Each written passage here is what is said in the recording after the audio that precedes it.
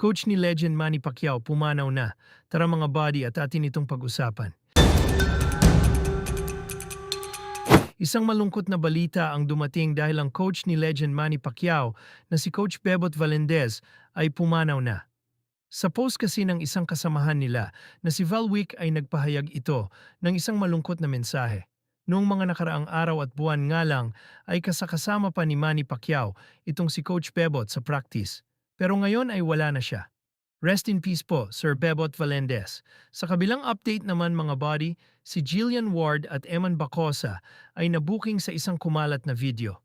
Nagtawagan kasi sila ng babe. Pero matibay, magandang kasawanin. Ganun talaga. Magic, fighting. Ganun talaga. Magic, fighting. Mukhang may relasyon na ata itong dalawa. Marami namang Pinoy fans ang nagsabi na kahit hindi naman daw tawaging babe ni Eman, ay makikita naman daw sa kanilang mga galaw na parang sila na nga. Samantala naman mga buddy, matapos ang laban ni Eman sa Bohol ay busy na ito. Mukhang yayaman na talaga ng husto itong si Eman dahil ang daming endorsement na dumadating sa kanya. Siguradong paldo si Eman sa mga bayad sa kanya. Paldo kahit saan, paldo sa laban, paldo kay Jillian, at lalong paldo din pagdating sa mga endorsement